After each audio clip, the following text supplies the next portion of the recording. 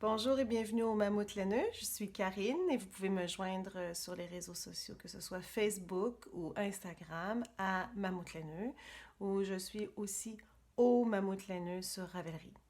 Dans cette série de courtes vidéos, je veux vous apprendre les bases du tricot qui fait le prolongement aussi d'un cours que je donne qui est l'Initiation au tricot volet 1.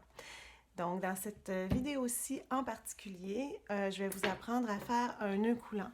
Donc, il y a différentes méthodes pour le faire. Toutes les méthodes sont bonnes. La particularité du nœud coulant, c'est un nœud qui coulisse, c'est un nœud qui glisse, donc on peut resserrer sur nos aiguilles et qui va souvent faire la première maille d'une maille de montage.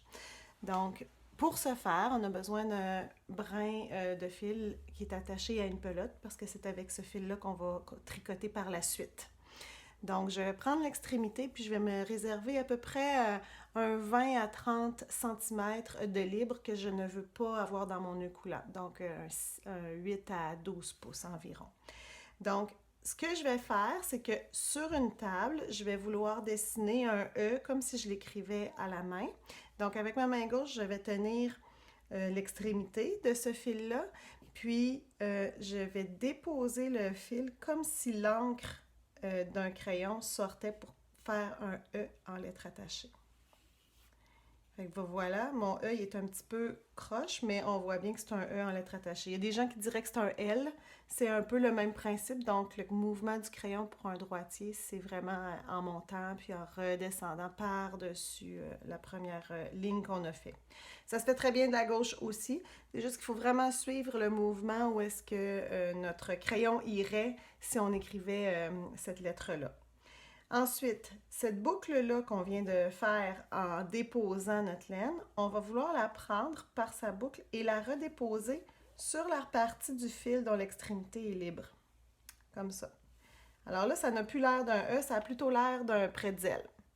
Donc, en faisant ça, il y a un brin qui se retrouve au centre de notre espèce de boucle.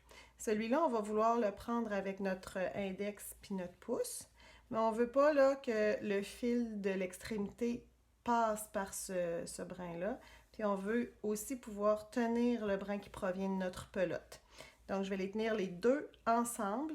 Puis le brin que je suis venue chercher dans ma boucle, là, je vais tirer dessus en tenant bien mes deux extrémités. Puis ça va faire un nœud coulant. Puis je vais vous le montrer qui coulisse parce que je vais le défaire puis je vais le refaire une deuxième fois pour que vous voyez bien comment on fait le nœud coulant. Donc, si je tire dessus, vous voyez, on va tirer jusqu'à temps qu'il disparaisse de notre fil. C'est un nœud coulant. Donc, je recommence. Je me laisse une certaine longueur, un 20 à 30 cm, un 8 à 12 pouces, que je dépose sur une table. Puis, je vais faire un mouvement d'écriture pour écrire une lettre, comme si l'encre d'un crayon sortait puis faisait un E. Donc, une fois que j'ai mon E de dessiné sur ma table, je prends la boucle de cette lettre-là et je viens la redéposer par en arrière sur l'extrémité du fil qui est libre. On a plus ou moins un pretzel. Je pourrais le bouger, mais ça ferait un pretzel, mais moi, je sais que ma boucle est redéposée par-dessus cette extrémité-là. Alors, je vois le fil qui passe dessous, qui était mon fil d'extrémité. Je vais venir le chercher avec mon pouce, mon index, ou tu sais, je peux venir faire un crochet, mais l'important, c'est que c'est sur celui-ci que je veux tirer. Puis je veux pas que mon fil d'extrémité passe par cette boucle-là. Alors, je vais le tenir, puis je viens même chercher le fil qui provient de ma pelote pour bien les tenir dans mon autre main et je tire.